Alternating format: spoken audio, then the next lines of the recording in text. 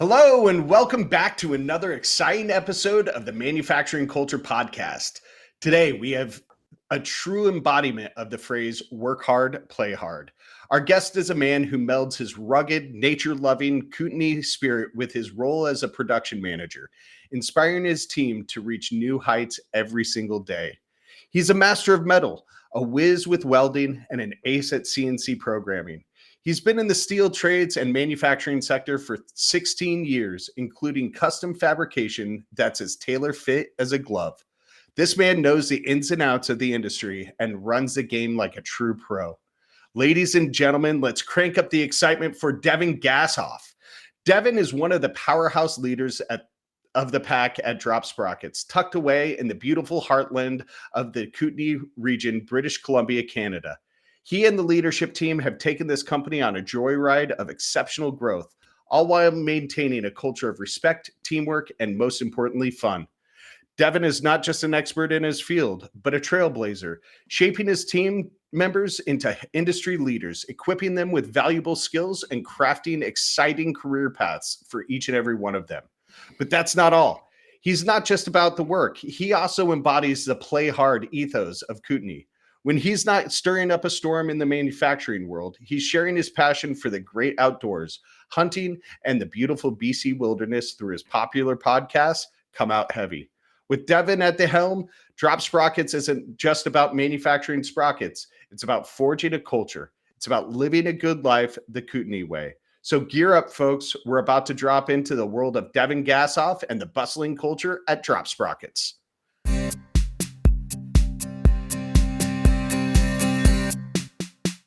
Hey, Devin, how are you doing today? Thanks for being on the show. Hey, Jim, I'm doing pretty good. Can't really complain. It's Friday morning, and I'm getting paid to do a podcast with you. So drinking coffee, doing this for a bit. I don't know if the boss likes it, but I'm sure enjoying myself. I'm sure you are. And once the boss sees and hears, more importantly, hears the episode, they'll be very excited with you taking this time out today. So thank them for me, and let's have some fun today. Yeah, absolutely. Devin, before we jump into DROP Sprockets, because I want a little background on the organization, tell us about Come Out Heavy. It's not every day I have a fellow podcaster on the show. Tell us about what you got going on there. Yeah. So Come Out Heavy's basically it's a hunting podcast, and it's a backcountry hunting specific. And when we talk about that, it's, not hunting out of your truck, you're hunting out of hay fields, you're putting backpacks on, and it's like an adventure style hunting. So like lots of, mountaineering and climbing through the mountains and going on adventures. And it kind of all started from my cousin and myself. My cousin's Curtis, and we grew up together. He's basically my brother. We hunted our whole lives, and later in lives, when you were a little bit, I guess, more financially set and you had a little more time before kids, we started, going deeper into the wilderness, hunting harder, hunting different animals up here in BC. And then just really grew a passion for like the challenge of, backpack hunting and putting all your gear and all your camp on your back. And we did that for a lot of years. And then how it kind of all started was we listened to a lot of podcasts about hunting and learning and trying to get better at hunting and all the things. And then you just it's kind of like any podcast, you just get really into the tech side of things. So it's like this podcast or Joe Rogan's, you're always going to listen to those certain episodes. And one day we just sat there and we talked so much about hunting, actually, is the big thing. And our family would be like, I'd go home because we live 10 hours apart, and I'd go home, see my big family. We'd sit around and we would sit there and talk hunting for 4-6 hours a night, drink beer, hang out, and they'd be like, "Are you guys still talking about hunting?" And, with that background or that kind of happening, one day I asked the question like, well, what podcast in British Columbia would you listen to for hunting? And Kurt's like, I don't know, there's a couple, they're not really our style or how we grew up or just hitting that, I don't know what we thought we're missing, like from our backgrounds. So we were like, we were talking about a hunt one day on the phone. It was like an hour phone call. He was telling me about a deer hunt he just did, or maybe I was talking about an elk hunt I did down here. And we literally said like, oh, that's funny. That was basically like a podcast, what we just talked about. And it was a joke. It's like, oh, we should start our own podcast, and laughed. And then the next day we text each other, we should start our own. This was during COVID too. So like everyone, you had a lot of free time sitting around and listening to stuff. And so, yeah, we just said, let's do it and let's run it off the cuff. Don't put a censorship on it. Don't try to be ignorant, but be super real with what we put out there. Yeah.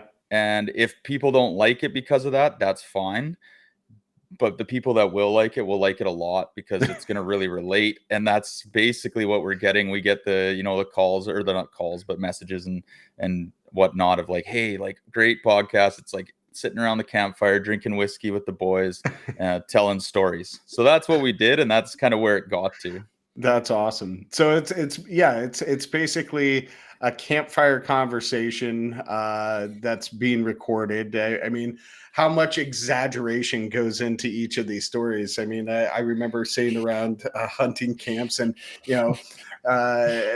elk would get more points, and fish would get bigger, and things of that nature. Do you have that going on your podcast too? Well, you have to a little bit. Are you really a true outdoorsman or a fisher or a hunter if you don't embellish a little bit? You don't say you went 15 kilometers to get that animal, and it was 24 hours of pack out, no sleep. Yeah, of course. And that's what's funny, because everyone tells the stories like that. Absolutely. Why censorship it? Why make it so unnatural is the thing we try not to do. That's awesome. Just let it fly, basically. That's awesome. Well, I have listened to a couple of episodes, and for anybody listening, check it out. It's really it's a fun podcast to listen to. I listened to the elk one just the other day, headed up to Colorado. So it was a good episode. Keep it up. Nice. Thank you. Yeah, appreciate the listen. Yeah, absolutely. So let's jump into culture. Drop Sprockets.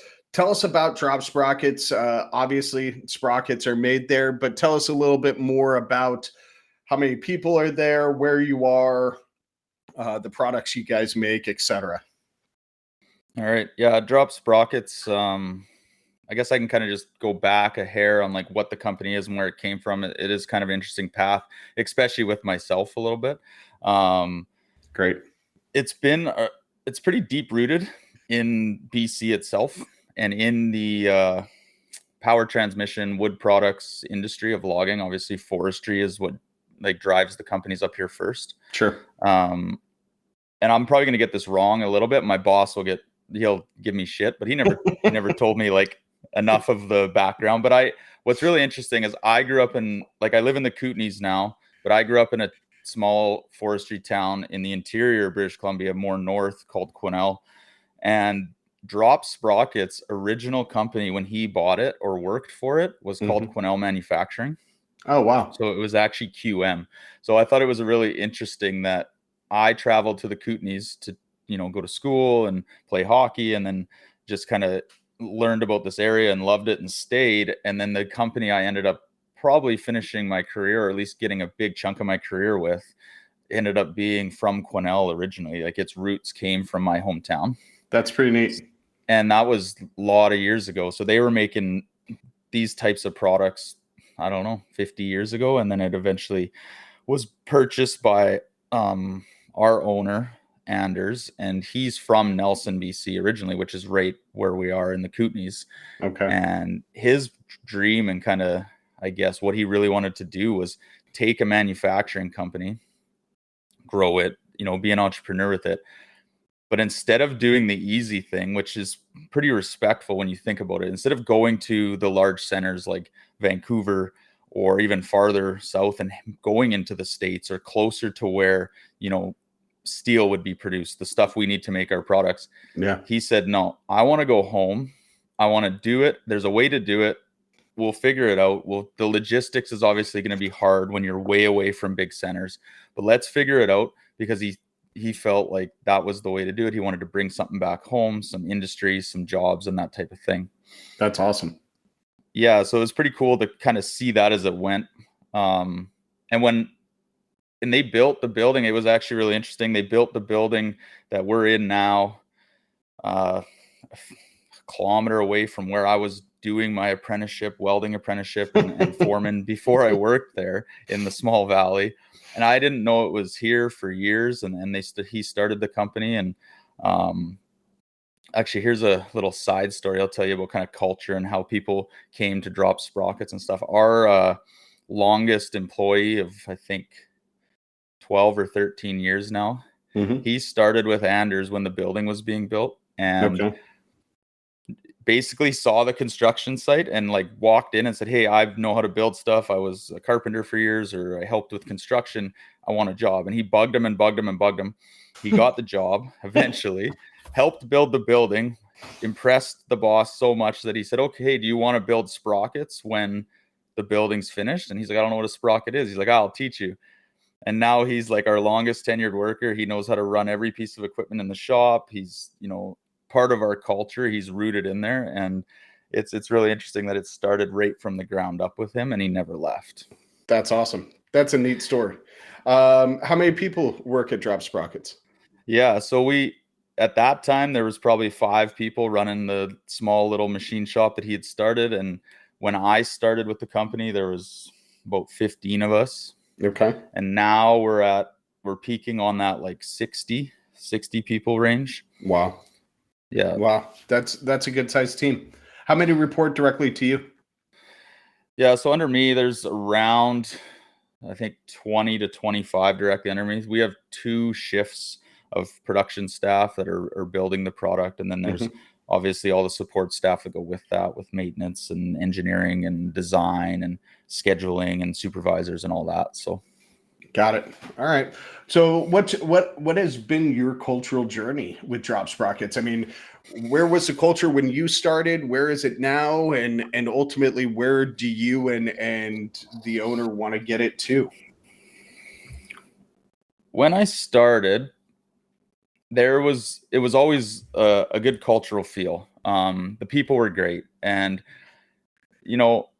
maybe that comes with a lot of places in BC, or especially the Kootenays, like you kind of mentioned in the intro. It is a lifestyle first before we just concentrate on work. So you get a lot of just good people rooted well. But when we started, you could feel that it was just like a team camaraderie. It was a small company at the time, and we're still relatively small, but it had a big company feel. You could feel the potential, and I think the big thing that we've always kind of done and strive for is to not separate management from production too much. Okay. Where everyone communicates. If you have a question for someone, don't go through their supervisor.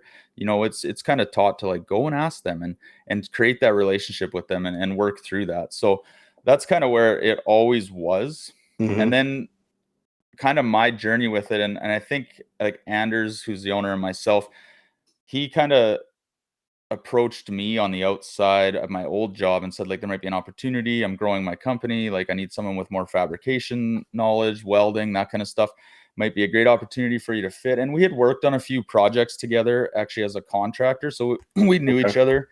So I think he got a feel for like how I ran my crew at my other shop.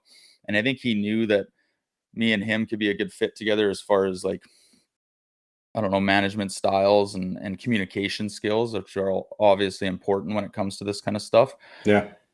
When I came on, like I bring a fairly, I would say, competitive energy to most things I do. It comes from sports, like it comes from there. So it's like I always wanted to do better, or build the team up to want to strive for the best that they could do at the time or with the tools and equipment we had. So I think that's kind of the big thing that people noticed with me right away. And my journey was interesting. Like I came on new as a journeyman, like red seal fabricator. So coming into a manufacturing company as a tradesman, sometimes the transition can be difficult because they're not used to the new guy, or what does that mean for everyone? Yeah. But I've always had a good way of, communicating and talking to people. And I didn't come in as like a boss, which was good. Anders probably knew that I was going to take those steps, and we had talked about my journey with the company. But we also knew that we weren't just going to, put it in there like, oh, he's the new boss, that's what's going to happen. I can remember my first days. I came on and I knew what the path was going to be. But I remember organizing the shipping bay and running the forklift and moving boxes around. And you got to prove yourself to the team. So I think that's the interesting thing with Drop, and maybe other companies don't always do, is like, you don't get a chance to really, prove yourself to the team you're going to be working with, and then gain their respect through like I'll do anything to make the end goal, instead of just saying like, you do it. So I think that's a kind of like the roots of the culture, is like, if the boss will do it, if the boss will do the lowest thing on the totem pole, then heck, I'm going to do it too. Absolutely. It's that, getting into the trenches, and that's where you build that trust, right? And that's such an important part of building that culture and maintaining it overall. Yeah. And like where the culture is kind of getting to now, and what I've seen it, we've done a really good job in my mind of maintaining it so far with our growth. Yeah. And that's something to be proud of. Absolutely. It takes effort. Like, people who listen to this and are wondering like, how do companies with good culture continue to do it? It's not easy. It's like anything. If it's worth doing, it's not going to be easy. Yep. Absolutely. There's times where I feel like it's like, and I'm sure a lot of people in management are like, I can't deal with, being culturally good right now. I just want to hit the end goal. And you have those moments. And I think it's really important to have those feelings, but also understand to like put those negative thoughts aside and move forward with the why it's so important, especially in our region. Yeah. So you've mentioned a couple times, your region. Let's dive a little deeper into, how remote is the Kootenay region, and how do you find people if it's as remote as I have pictured in my head? Like in my head, Devin, I had this idea of like pine tree mountains, and this facility DROP Sprockets like in the middle of them, with the nearest town like kilometers away, right? To use a Canadian you're spot on. Yeah, kilometers. Nice, Jim. Nice. Yeah. Hey, do you even know what a kilometer is? I know that it's a measurement. I know that 3.1 is a 3.1 miles is a 5K. So do the math there. So talk to us about how you do find those people, because that's got to be a challenge. Yeah, you're definitely spot on. You painted the picture of where our manufacturing facility is basically perfectly. So we're not even in a city. So when we call suppliers and we call customers or whatever, and you're like, this is DROP Sprockets, and I'm calling from South Slocan, BC, and even people in like 4-hour cities away from us are like, where? And that's something to be like, that's impressive, to have a manufacturing company and the goal path we're going to.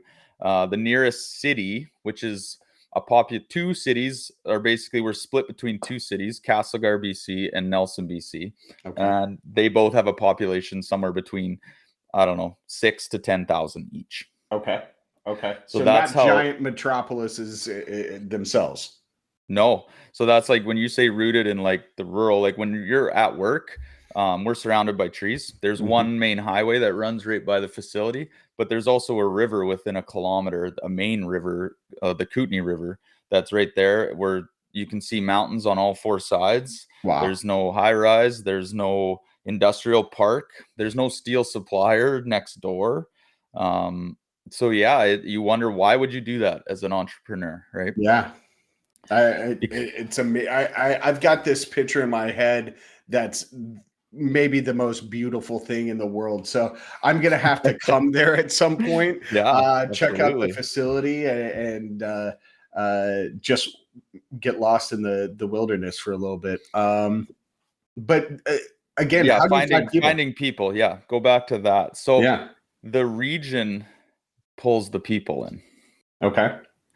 And once you understand that, I think is the big thing is you can find amazing people because you want to work really hard and be successful here so you can live here sustainably with a career. And that's something to be said when and that drives culture. So when I say the region pulls people, we've recently, like in our hiring process over the last 2 years, we get, so I don't know, like your listeners. So, Canada's as wide as the United States. It's a big country.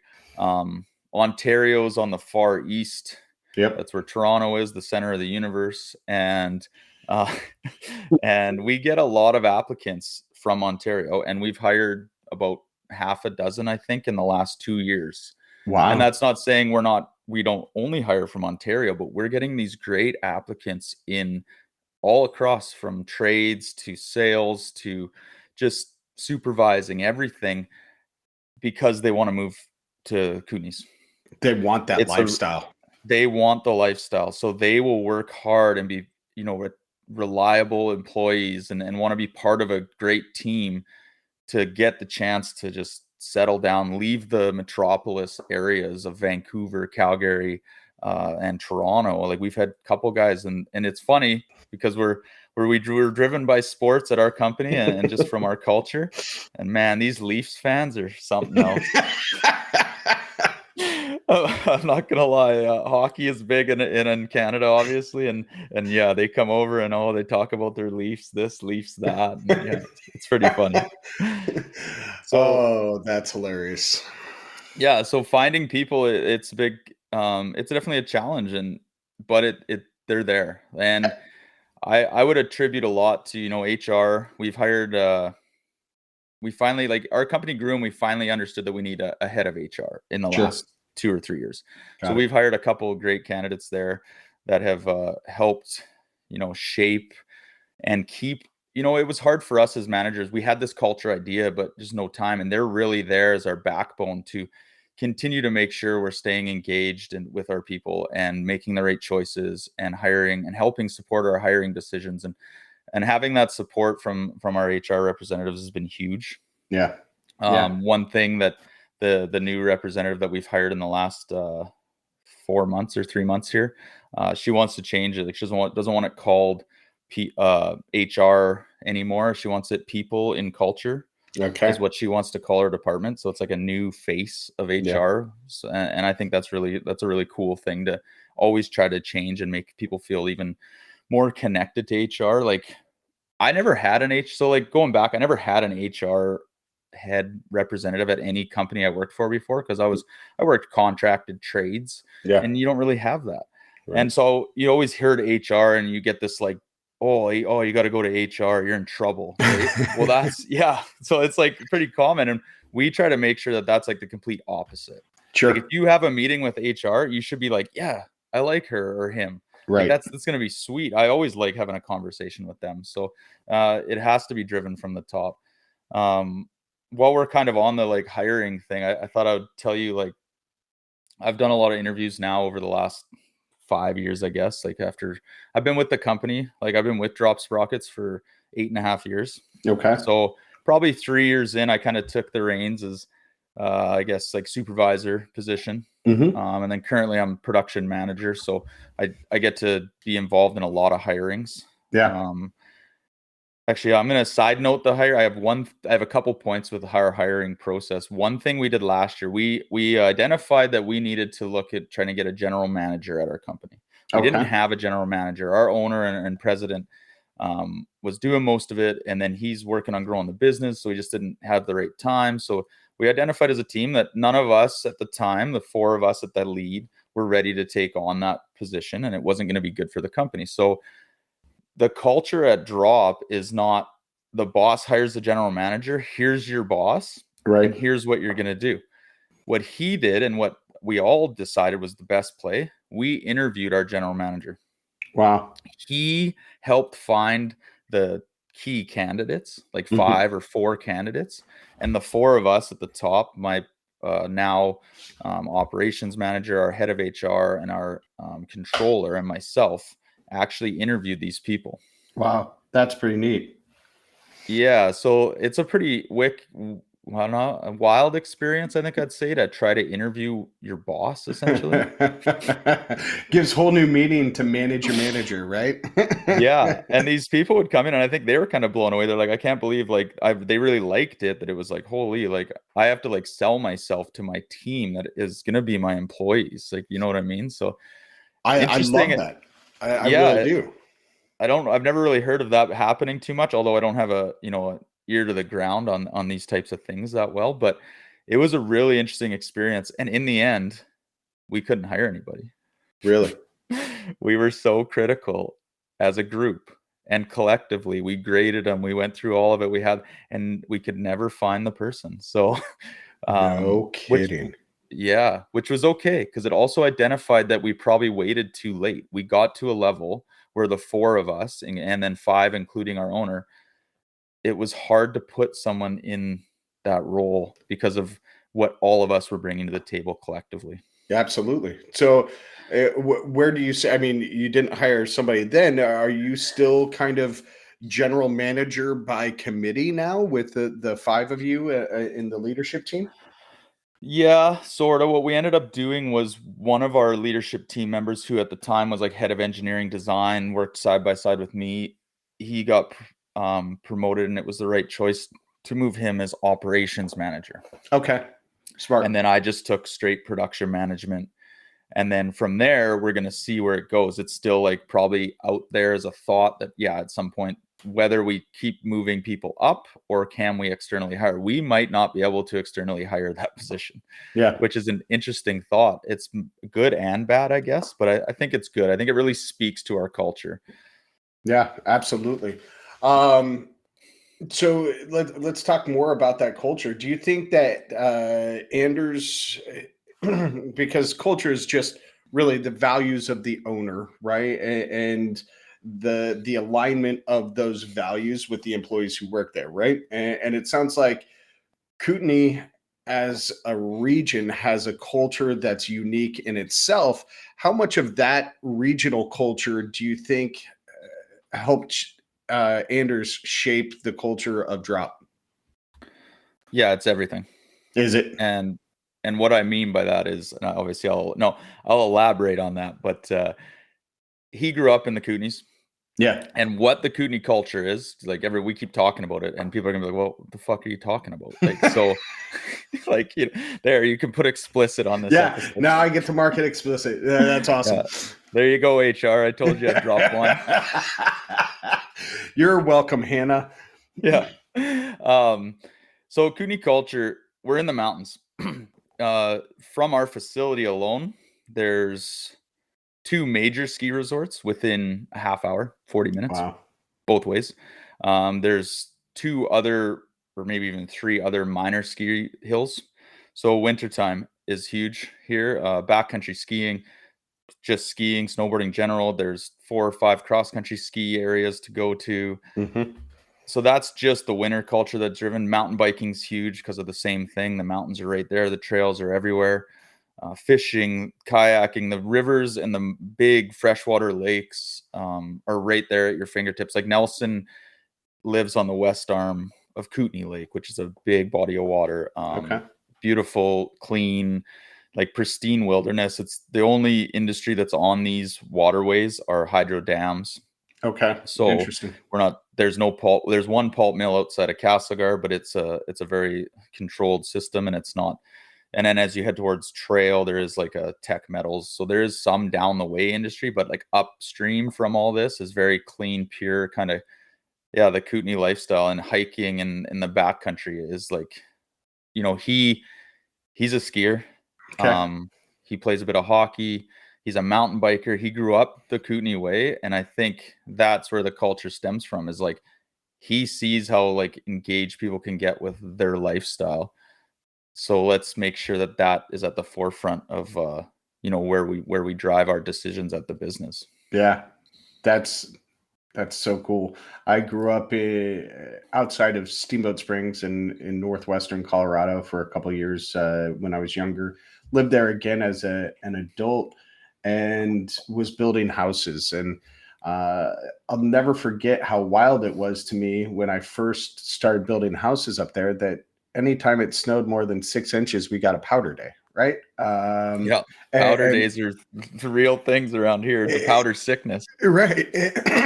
And so just that, I imagine something similar up there, right? And the whole mantra of Steamboat is you come for the winter, but you stay for the summer, right? Because it's so beautiful year round. People are drawn to the area for the skiing, but they end up staying year round because it's just gorgeous and there's so many different things you can do there. Well, the question is, you come to an area like this and you go, how can I live here forever? Yeah. Exactly. Right? How can I make this home? What can I do for a living? What can I do as a person that doesn't completely strap me or stress me out or whatever, and stay here and be successful in this area? And like we talk about, like we go camping a lot as a family and we do things like this. Most people drive 4 hours to come to here. So like when we leave here to go camping, we're like, what are we doing? Why didn't we just go a half hour up the road and camp there or whatever, So it's pretty funny. Before I forget, I wanted to go back when we were talking about hiring and the struggles of that and kind of our hiring process. I think you'll get a kick out of this, and I'm sure the listeners will too. Maybe I'm giving secrets away too. Maybe my HR is gonna be like, you can't fucking say that. But I hope so. I hope I get hate mail from Hannah about this episode. They swear at me too, so they know. So when we hire for culture. And when we say that, we actually mean it. And how we back that up. So obviously we hire like anyone. We have the questions like, give us an example of, something you did really good at your last job and something you struggled with, or like, those types of simple interview questions, blah, blah, blah. Well, our last question at every interview we do, whether we're interviewing our general manager position, which was really fun, or a production technician entry level. Okay. We ask, what is your favorite comedy movie? And honestly, this question is the reaction we get from people, like the sincerity out of it. And we don't actually care well, we do. That's a lie. I shouldn't say that. That's a lie. We do care what your favorite comedy movie is, but we love as long as you answer it sincerely is what we're looking for. And it shows them that that's what we're about. We're not here to just be pencil pushers and number watchers. We want to have a good time. We want to, laugh with each other and, be that. That's where the culture comes from. So honestly, that question a lot of times is like the final factor between like two candidates. Like, what did they say for the comedy movie answer? That's super interesting. Okay, what's your favorite comedy movie? So it's a tough question, but right off the top of your head, mine goes to Step Brothers. Okay, and great movie. It might not be my favorite, but when it's like that knee-jerk reaction, just like boom, Step Brothers comes to mind. Yeah, got it. All right. I'd have to say Anchorman or Monty Python and the Holy Grail. I mean, that one's just been one of my favorites forever. And I don't know if since that Step Brothers era, I don't know if I can say I've really loved any of the comedies that have been out. There haven't been great ones out lately, I don't think. Yeah, I would agree. There was like a turn of the 2000s, like early 2000s to the mid there was lots of good ones that came out. Like Old School came out then. Oh yeah, Old School comes up a lot. Your Anchorman comes up quite a bit.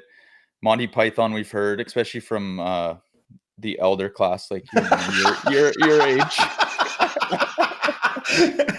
Thanks, man. Thank you. I appreciate it. That's awesome.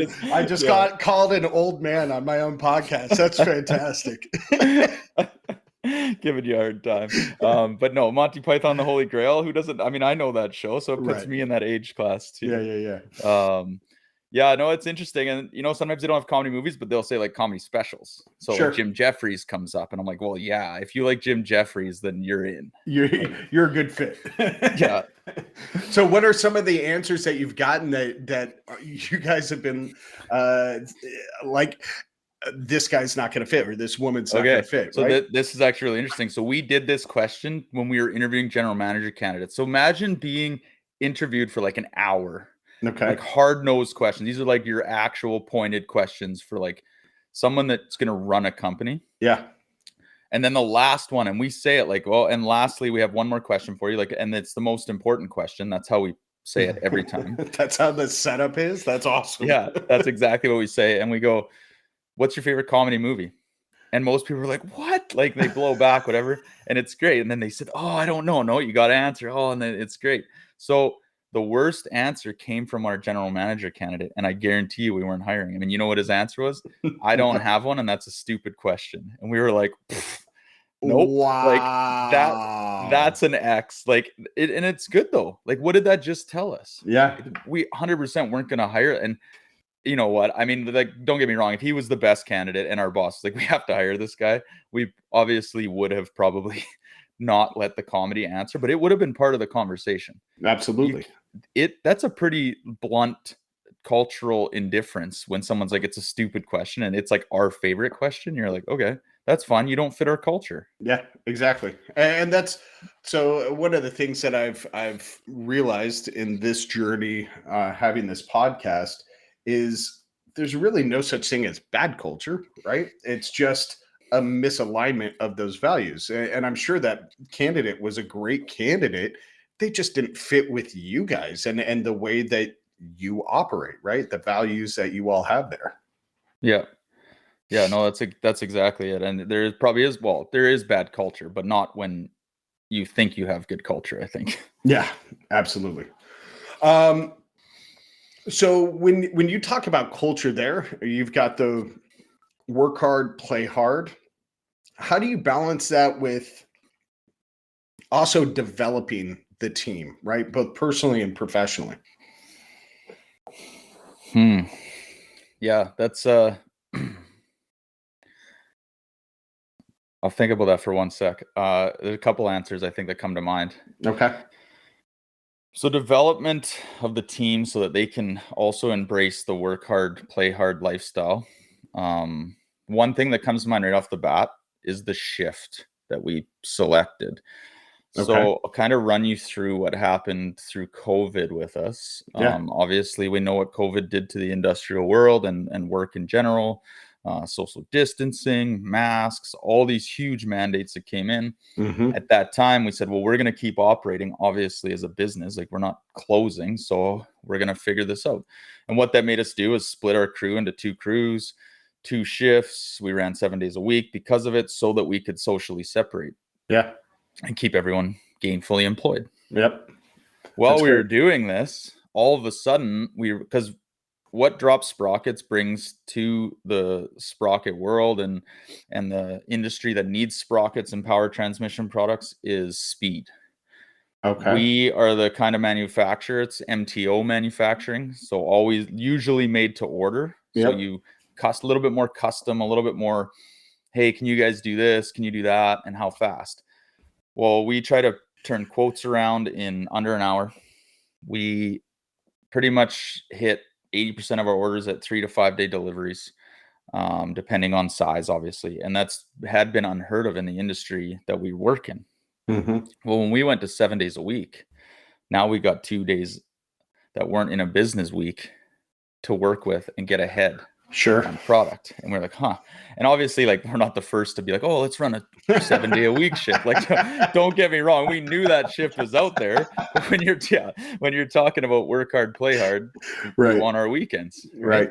How do you run 7 day shifts without running graveyards? And that was the thing with like us. We were like, we don't want to run a 7 day a week shift and have to run afternoons and graveyards and 12s and all these things, because we looked at it really first as like a people side of it. Mm-hmm. How is this going to affect the employees, and how do we keep our culture intact by switching them to working potentially on weekends and stuff? So coming out of COVID, we wanted to keep it rolling, so we came up with a 4 on 4 off, which isn't our invention, but what we did with it, instead of the traditional 12-day or 12-hour days, mm-hmm. on a 4 on 4 off, we just added the option of what we call a crossover day. So we just add one extra day to each shift a month, and the whole team's there. Okay. And it's really nice because the whole team gets to see each other. We have meetings like that. We talk about events. We talk about what we need to improve, what we're doing well. And I think it brings the team together so we don't have that big division. Yeah. And do you do team events through that as well? Like, we'll announce our team events. So like that's cool. a big thing at Drop. We try to always have team events throughout the year. Mm-hmm. That's awesome. So when you're talking about development, it was like, how do we give them, the lifestyle ability? Well, we give you 4 days off in a row every week. That's amazing. So, and then give you the opportunity on the shop floor to, hone your skills. We don't paint you in a corner. I kind of had a thought, like, I think I wrote it down even on this. If you're like, number one for us, if you're like a driven, like hardworking cultural fit, and you're just doing that consistently, then it doesn't go unnoticed. And you go in your 3-month review or your 6-month review, it goes, okay, I want to train you on more pieces of equipment. I want you to feel like you're even more valuable to the team. Sure. Giving people that feeling of like they add some value to those days, because they can see the, like an entry level sees like a journeyman doing stuff. They're like, oh, I wish I could help more in those situations.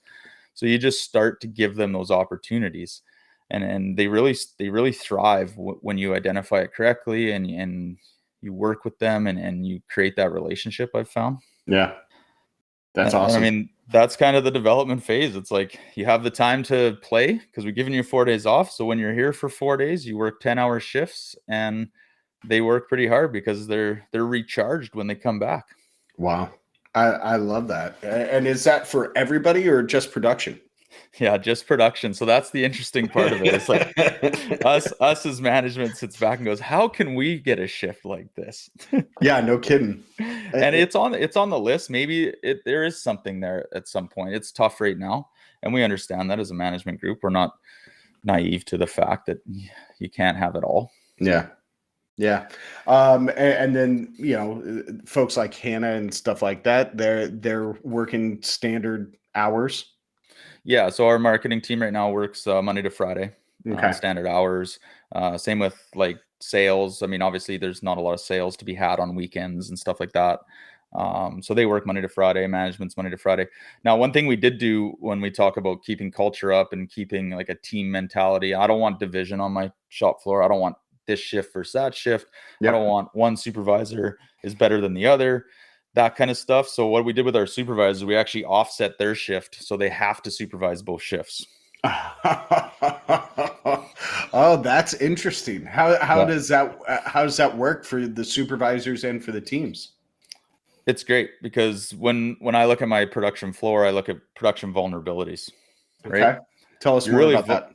Yeah, so you're really vulnerable in my mind or my thought. If you're a supervisor, you're supervising a group of machinists and welders and all these tradesmen and shippers, receivers, and you're trying to get product out, and you only supervise one shift, but we need you to cover time off on the other shift, or you need to come in when someone's sick, or you're, just those times where you might have to see the other shift. If you don't know those people and you don't form that relationship with them, then you're not going to get the most out of them or the shop floor. Yeah.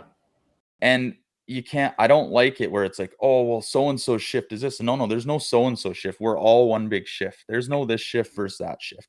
Yeah. When I ask guys to work a day of overtime, you're going to be on the other shift. So you got to know everyone. So it's not I don't stand for it when and there will be, like, just because you have great culture, you're still going to have employee relationship issues. You're still going to have, people are still people. Yeah. We're not perfect, but I'm not scared to have those hard conversations and be really real with these guys. Like, I've had a few, and I'm like, if you can't work together, it won't work out. Like, I like both of you as a shift. You guys need to figure it out, or she or whatever. But it's been more boys than girls. Yeah. Yeah. As far as the problems. Yeah. Undoubtedly. Absolutely. So how do you and Anders and the rest of the leadership team plan to continue to foster this quite frankly super unique company culture moving forward? Yeah, that's a challenging thought. Sure. And it's one I'll be really proud if we can. I will be really proud of our achievement if we can continue to grow where we want to get to. So say we're at 60, maybe our ultimate growth. These are like really loose numbers, but 150 employees wouldn't be unheard of at the facility one day. Okay. How to foster culture to that level? I've never seen it in the area, because those types of companies, it's too big to foster it, is what people say. But between the core leadership group that I've worked with, none of us are quitters. Okay. And I feel like we can do it as a team. For me personally, when I think about that as a challenge, what am I going to do as a leader to try to continue to maintain it? The biggest thing I think about is I look back at like, who are the leaders, or when I say leader, it could just be owner of a company or bosses in the past that I've worked with. What have I taken from them that I keep using? And what have I also noticed that maybe wasn't working? Yeah. And it's hard to not completely disconnect and only think about the business side of it when you get to those levels. Yeah. So for me, it's like I want to actively try to maintain those core relationships with my staff, have those good conversations with them, not always be thinking about business first. Yeah. And these might be like, fluffy ideas. People make, oh, you can't do that and run a business successfully. I think you can. I think that's the only way to run a business successfully, long-term, cultural, is to say hi and ask. So know that so-and-so has a couple kids, or they got something coming up, like just small little moments in the day where you can say like, how's your son doing in baseball, or how's so-and-so doing here. And I think it's like, I enjoy those connections. And if you enjoy, creating a connection and a relationship with your staff, and you can see them respect that, I think you just have to continue that. You have to try not to lose that, because it's easy to lose it. I can feel it. You can feel it. Like it's an easier out, I guess, Jim. Like you can be like, nah, it's easier just to be a boss. Only worry about numbers, right? So I think that's the whole human-centered leadership is a whole terminology, right? Where you prioritize the human above the profits, right? And I wrote a paper on it a year and a half ago, and I got so much backlash when it was published. Because you can't do it? Yeah, you can't do that. You have to focus. And I will argue, and I've helped implement at certain facilities, that it is possible. The profitability will come if you treat people like human beings. And it's amazing the knee-jerk reaction that's not something that can be successful in our industry. Well, and that's, so at DROP Sprockets, we're like every company, we say the people are our greatest asset. Right. And you've heard lots of companies say that. You got to back that up, right? And how do you back that up? Well, that's something when you talk about like, or how will I know if I've backed that up, that the people are our greatest assets and they appreciate that and they respect that? What I want to be known for, so you kind of talked about or asked, like, where do I want to see the culture going? Like in 5 years, in 2 years, in whatever our growth. So let's say 150 is where I call our big number. Yeah. What do I want to see the culture at that point? If I know we're doing a good job around this, because we're small, like you're saying, rural, where we're at. Yeah. I want DROP to be talked about as, man, have you heard what the employees get there, or how they're treated? Or it's not, hey, you can make a lot of money. Have you heard of the wage you can make at DROP? Like that's usually all you hear about big industrial sites. So like big sawmills, big refineries, and that's fine. I'm not judging those people, but we're not going to be like that company. Yeah. So if we're successful with keeping our culture going the way it is now and maintaining it, people should hear DROP Sprockets in the area and be like, oh, I've heard it's great to work there. I heard the people are so fun, and I heard they do beer Fridays, because we do. You do. And I'll talk to you about that a little bit. I'll talk to you about events and culture. It's on my list. But like, it's not just about that, but it's also like, oh, and I also hear that the day goes by really fast because they're busy, but their boss doesn't yell at them for not doing a good job. Right. Like, I don't know. It goes with like treat your people like you want to be treated, for sure. Yeah, Like, obviously, it's that thing you learned cliche. in kindergarten, right? Yeah. Now, I would say, like, we're, like I said before, we're like super deep rooted in our sports competitiveness. I mean, Yeah. and what I mean by that is we talk about sports as a group, and how we continue to engage people that aren't sports fanatics Yeah. is we run pools. We do $5 entry. We do hockey pools. We do March Madness brackets. We do Super Bowl prop bet sheets. We do Masters golf tournament. We do we don't do football yet, but we're looking at it. So we do all these things, and people are like, well, I don't know anything about sports. Don't worry about it. Like, $5. It's Just a pick a super square. easy thing. Just pick squares. Yeah, do that. And then the company doubles the pot. So whatever we get, the company doubles it. Oh, that's awesome. And then we pay out the top 5 or top 3, depending on the picks. But the whole time, it's all about chirping each other. It's about doing side bets with your staff. Like, I got a side bet with our controller right now. I lost in the regular season of the hockey pool, $20. So we doubled down. She said, okay, double or nothing going into playoffs. I said, yeah, for sure.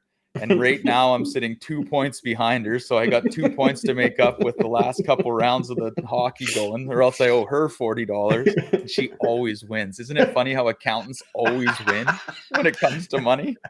It's the analysis, the risk reward analysis that they're able to do, I guess. She's cheating. She took a lowly old welder. She's taking advantage of me. That's awesome. Who's your pick for the Stanley Cup? Oh, now Florida. Yeah, they're looking good. It's a pretty impressive run they're on. Yeah. So tell us about Beer Fridays and some other initiatives that you guys have implemented to, keep this culture going, this mindset. So I'll tell you a little back history for me on Beer Fridays and why it's not uncommon for the industrial space trades and areas to have like a beer with the boys. It was back in the day. It was like the old boys club. Right. And my dad, he was an industrial electrician, long tenuous career in the mill sectors in Kootenay, worked for an industrial contractor. And I grew up, this is going to be a little bit of a funny story. Mom would have to pick dad up on Friday afternoons from the shop. Okay. So I would go with mom, and she would have a drink with the wives, because all the wives seemed, for some reason, all the boys on Fridays needed a ride home. So all the wives would get together before they had to go pick up the husbands? Yeah, basically. But it was like, so I got thrown into that culture of like sitting there around the tables, watching these journeyman tradesmen drinking beer, swearing, talking. This was back in the day where there was nudie calendars on the wall still from your industrial suppliers. Sure. Like, you're exposed to some stuff when you're 8 years old listening to these stories. But it looked like a lot of fun. Yeah. That's the big thing, is like, it was a culture. You could see it. It was like, just like hockey is, just like football. It was just that team. You created a team with it. Yeah. So we used to do it here and there, like grab a sack of beer after a good week at Drop or whatever. But then we really turned it into something. We were like, nah, this is something. We got to keep this going. And I was like, all for it. When we talked about it, I'm like, yes, I remember it as a kid. It was a big event. Like, obviously we aren't trying to get people drunk and going home, but it's like, it's that quick social. Stop talking about work. Yeah. Talk about your weekend, what you're up to, and have a couple beers, or hay ales or water if you don't drink, but please stay. Like, so when we talk about Beer Fridays, we try to bring a few different varieties of beer, maybe a few ciders, bubbly water, that kind of stuff. Like, don't feel like you can't stay because you don't drink alcohol. Yeah. Stay for the social time of it. And the people that are like, oh, I'm not going to stay, and then they do, are usually the ones that talk more than anyone. So, that's what it's about. It's about poking fun at the apprentices for making mistakes throughout the week. You know what I mean? Like, you're like, hey, why did you fuck that boar up? Or why did you, why would you do that? And you do it in front of everyone, so everyone laughs, and it's like this big thing. So that's kind of where Beer Friday is, and what we wanted to see with it, what we really want to see with it in our vision, because we're a really tech company when it comes to manufacturing. Okay. Yeah, we haven't even talked about innovation and technology. We'll have to go to innovation and technology still, but at the forefront, it's tech. And we have like scan-ins and different key fobs and stuff. On Fridays, we want to be able to like scan. We want to have a keg and your own drop like cup, and then you like scan and it'll fill your cup. Okay. And then you can go out. And so we have like our own beer we want to develop. Like that's what we actually want to see Beer Fridays going to, which is actually really interesting. Wow. That's impressive. I mean, would you brew it there on site? Would you private label something that, yeah, we'll like see. There's a so many golden or something? Yeah, well, there's so many microbreweries around our area. Like Nelson Brewing Company has its own.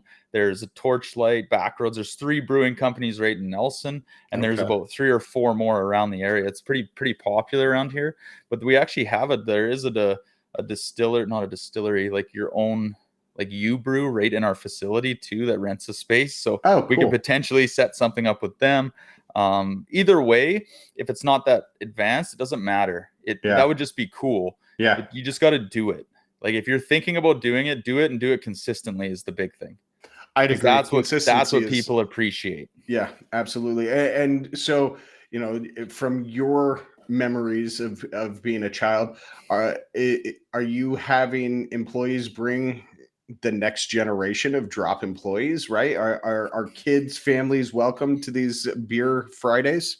For sure. I mean, I don't think we've it's on us to we haven't scheduled them as much. It's usually more like, hey, let's grab some beer. We'll just surprise the crew and do it. So if we can get it a little more scheduled, I would love to see that family events show up. We've had families come, like if you talk about bringing families in to see stuff. So we have it's a group of companies here at Drop. So there's another division called Drop Marine. Okay. And we build work tugboats and different parts for the industry that mill ponds and where they need to, gather logs. And yeah, it's a pretty cool venture. So Drop Marine is another thing we do. And it's a lot different than Sprockets, but still manufacturing and welding, fabrication, machining. A tugboat's pretty cool. Yeah. And we're probably the craziest tugboat manufacturer ever because we're not on water. Most people who build boats of that size are on water. I mean, it's usually easier to sea trial your boats when there's a water source close. Yeah. Yeah. But we build a tugboat, like a 25-foot long tugboat with a blue cab and a black hull and a big propeller. And who doesn't like that more than a kid? Yeah, seriously. So when we christen or send our boats off, they're in their finished stage, we usually like to do an event. We usually say hey, bring your family out. We'll have some burgers or bubbly waters and stuff, and let the kids climb around on the tugboat like a jungle gym and show off what we built. So that's something that's pretty cool. And I think that's been really, really successful. That's awesome.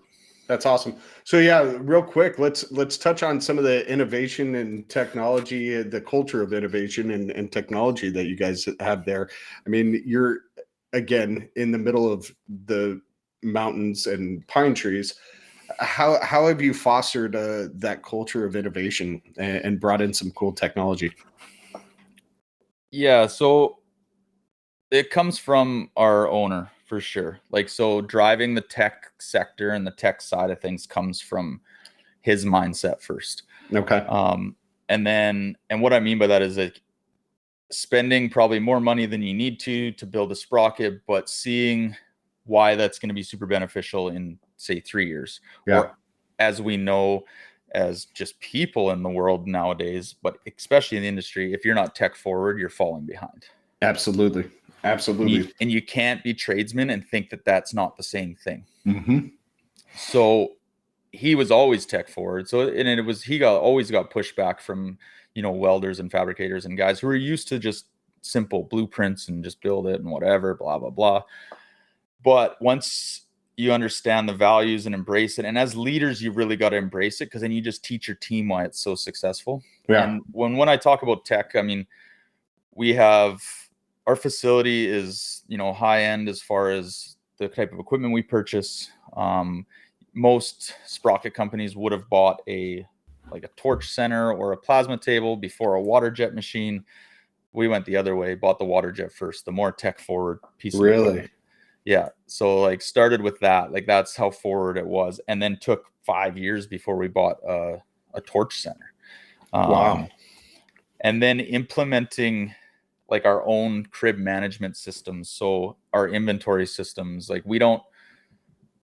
to keep the amount of consumables and shop supplies we'd need on, you'd need 3 or 4 procurement people. Yeah. Well, he went the other way and is like, he's very clever with computers and that side of it, his background in engineering and different things. And he was like, no, I'm going to purchase used crib systems. We're going to develop the software ourselves. We're going to make sure everything works. And we're going to it's going to manage itself right down to toilet paper, right down to bars of soap, to stacks of paper for our printers that we barely use, because I'll say right now we're basically a paperless company, and we have been for probably 3-4 years. Yeah, that's awesome.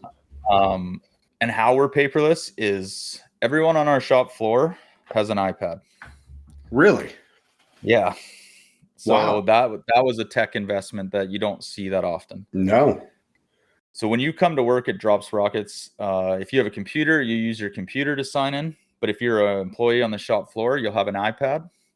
You sign into your day, you clock in through our software, and you then go to our planning by user or our schedule for the day. You click the first little colored square. It tells you what job you're doing. You start your job. It tracks it. It gives you your drawings there in live time. It tells you estimated times that we think it should take to do this job. It feeds you all the information you need, and you go on with your day, and you mark it as done. When you're finished, you move to the next one. You move to the next one. And our scheduler just keeps backfilling you throughout your day. Wow. That's pretty cool. Yeah. So we don't run any drawings off paper. There's a lot of good benefits to that. When we need to make quick revisions, we need the designers to change something, we need to do anything like that, it's instant. It's like, hey, can you update this drawing, put this tolerance there, change this? They do it. They reload the PDF. It's there already. Wow. So and then it's there the next time. Yeah, and that just allows for quicker decision making, which then leads to faster production, right? Cycle times. It leads to sales. Like we have team chats everywhere. So if sales needs to ask me a question based on production volume, hey, can we get this rush product out today? It's instant. I get instant messages. There's no walking across the facility to find so-and-so. You just message everyone. So obviously we're using that part of tech, which isn't a new thing, like instant messaging. If you're not using instant messaging or communication and keeping your communication open nowadays, you're way behind in my mind. Yeah, absolutely. Wow. That's really cool. To go in even more tech wise, we've actually, I don't even know if they might have to cut this out. I might not be allowed to say this, but I think I am. We have a software division that we also have at our company, and that's a new company that just started this year. Interesting. So we have our own programmers. We've developed our own drop manufacturing software, or drop sprocket software, that connects us all between sales and accounting and manufacturing and inventory and all that stuff. So that's how tech forward we are. We're actually defined as a tech first company before manufacturing. That's wild. I had no idea. Yeah. It's and when we talk to, like, we've grown our business very strongly in the United States, and when we talk to distribution branches and outside sales teams and things, they come for a tour and they're like, this is incredible. No one's doing this, and you guys are small and you have a greater technology band than some of the biggest companies we've ever seen. So, wow. And you have to, like, in this day and age, and when you go back to culture, like, and this is a culture thing, we're not talking about how to be better manufacturers here. Right. People are proud to work at a place that's innovative. Absolutely. You want to talk about building culture? Put some pride in what you're doing. When they see us spend more money and more time developing these better things, they feel like you're trying to build a long-term company that's going to be reliable and sound for many years to come. Absolutely. That's really cool. I had no idea. I love it. So my last question for you, Devin, is how do I get to DROP Sprockets? If I were flying in from Phoenix, which airport am I searching for? You're going to have to fly into 2 cities first. So either Vancouver, British Columbia, which is our main city. And then you'd have to fly into Castlegar, or as we like to call it, Cancelgar, because because of the mountains. But the other way is Kelowna, BC, also has an international airport. Okay. Kelowna is a beautiful city right in what we call the Okanagan region. It's a very summery cottage country type region. Okay. And then, yeah, you're either driving. There is airports into our area, but like I said, you're hit or miss depending on the time of year. Summertime's pretty good, but there's like a 6-month time where it's 50% chance you're flying in.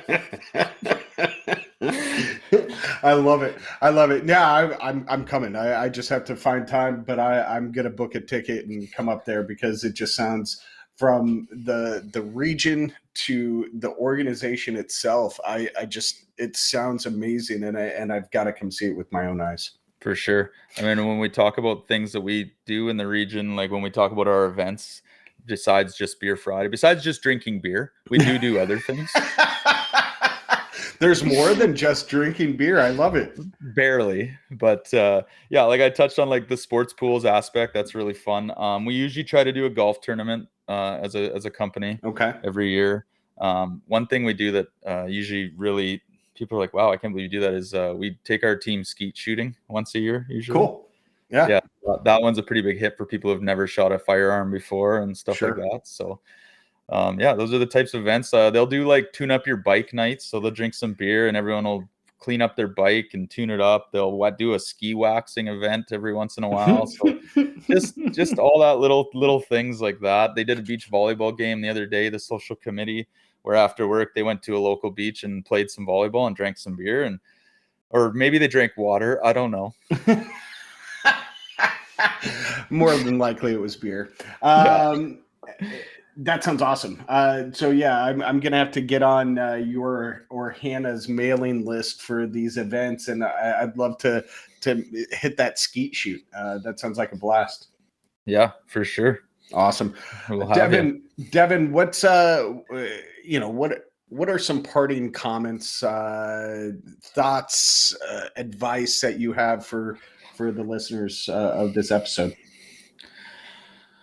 Yeah, one kind of big parting thought on how I would say how you want to engage yourself with being a good leader of culture, if that's a fair statement. I think I'm a good leader of culture from what my people have told me and conversations I've had. I attribute it to things I know really well. Okay.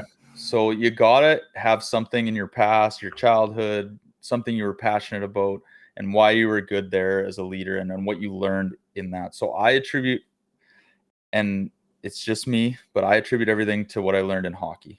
Okay.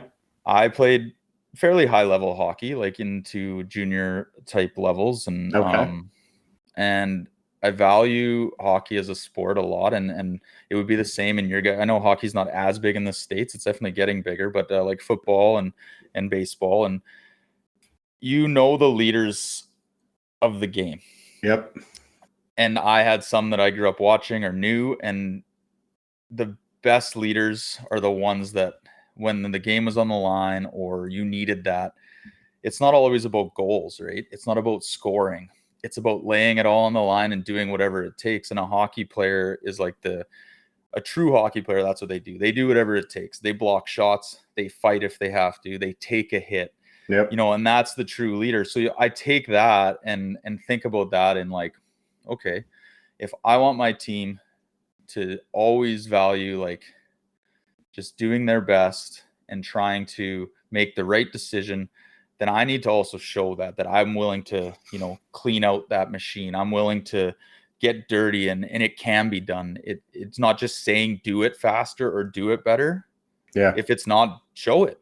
And then they see it. And I think that's the biggest thing is you got to find like whatever's rooted in you is like what you saw as a child or as a adolescent, whatever, not even child, but just as you grew through your career and what inspired you to be better at something, I think is the big thing that I look at. So like hockey was me being a true leader, and that's what I try to bring every day to work. That's awesome. And I think that there's something to be said for that, right? The people who play team sports while they grow up and through their childhood and adolescent years tend to have that at least respect for leadership. If they're not leaders themselves, not everybody can be leaders, right? But at least they understand leadership and what they value out of good leaders. So I definitely think there's something to that. And I think, one thing we always say, and I still have to catch myself sometimes, is we win as a team and we lose as a team. Mm-hmm. So you always have to check yourself. Even if that is your mentality, you might be like, oh, well, why did sales do that? And it's like, well, that's just what happened. Win as a team, lose as a team, because we make mistakes too in production that hurts their ability to sell or keep a client happy. So you gotta win as a team, lose as a team. And the other thing is, let people be people is something I always think of, and that's a stupid sounding phrase. But what I mean is, let people build like as bosses and owners. And I know the bottom line is all that you care about, and that's good. It's okay, not all that you care about, but like a big part of what you need to care about. You got to let people connect with their coworkers.